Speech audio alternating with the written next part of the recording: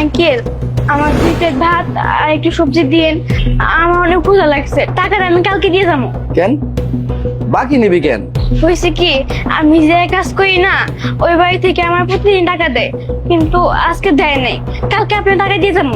ও এই ব্যাপার। তো বাড়িতে তোর মায়ের রান্না বান্না করে না? রান্না বান্না না, রান্না বান্না কেমন হইব? আমার মা তো অনেক অসুস্থ, এই কারণে আমি হোটেল থেকে ভাত নিয়ে দিচ্ছি। ও বুঝবার পারছি। এ রাজু, এই 2 প্লেট ভাত আর একটা সবজি পার্সেল করে দে। মামুনি এই যে এলো। এখনো আমি তো এখানে ব্যবসা করি মা, আমার টাকাটা সময় মতো দিয়ে যাও, ঠিক আছে? আচ্ছা ঠিক আছে।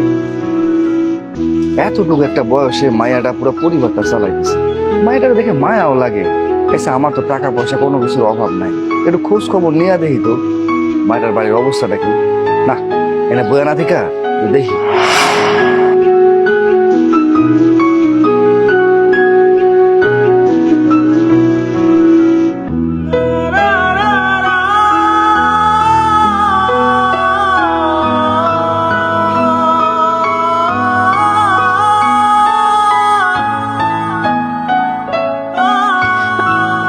মা, ও মা, মা ওঠো, তোমার লাগে তো খাবার নিয়ে এসেছি।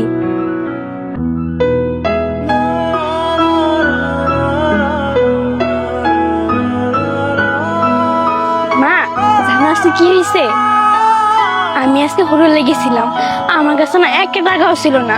আজকে মহাজন আমার টাকা দেয় নাই, তারপরে না ওই হোটেলের মালিকটা আমার টাকা ছাড়াই খাবার দিয়ে দিছে। কি কস মা? এই খাউন গুলা বিনা পয়সা তোরে দিয়ে দিচ্ছে? আল্লাহ, আল্লাহ এই লোকটা রিজিকে যেন বরকত দেয়। জানোস মা, আল্লাহ পাক না এই দুনিয়াতে কোনো মানুষে খিদা পেটে রাখে না। আল্লাহ কারো না কারো মাধ্যমে রিজিক ঠিকই জোগায় দেয়।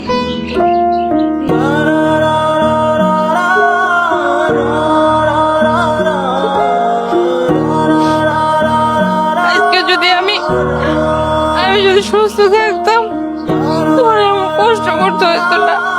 তুই এই বয়সে কষ্ট করে কাম করস, আমার লেগে খাওয়ার নিয়ে আস, আমি তোর ভালো রাখতে পারতেছি না।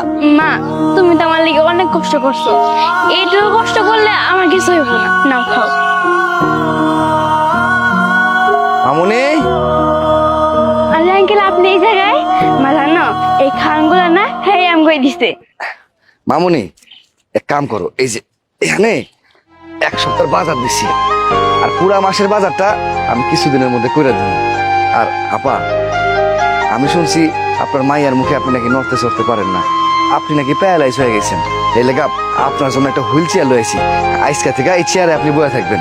আর আপা এই কিছু মনে করেন না, এখানে কিছু টাকা আছে, এই টাকাটা রাখেন।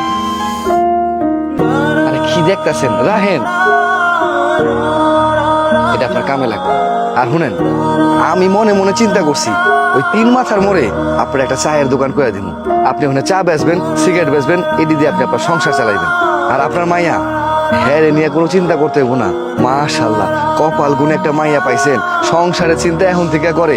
শুনেন, আমি মনে মনে ভাই রাখছি আপনার মাইয়ার যত পড়ালেখার খরচ আছে ও যদ্দূর পড়বার চায় আমি আছি, আমি ওর পাশে থাকুন। ভাইজান, আপনি তো আমার লেগে খাওয়ান পাঠাইলেন, তাইলে আবার এই বাজার, টাকা, এই হুইল চেয়ার, এই সব কেন করতে গেলেন কোন তো? কি যে কর না পা, আমি তো শুধু মানব ধর্ম করতেছি। হইছে কি, আমার না অনেক শখ আছিল আমার একটা বড় বোন থাকবো বা ছোট বোন থাকবো, কিন্তু আল্লাহর কি খেলা, আমার ভাগ্যে কোনো বোন নাই। এই জন্য আপনার দেখে আমার খুব মায়া লাগছে, পরানের ভিতরটা কেমন জানি আটকা দিয়ে উঠছে জানেন। এর লেগে আমি চিন্তা করছি আপনাকে যখন যা দরকার, যখন যা লাগবো আপনারা আমারে কইবেন, আমি আপনাকে পাশে আছি। আর তাছাড়া আজকে থেকে তো আমি আপনার ভাই।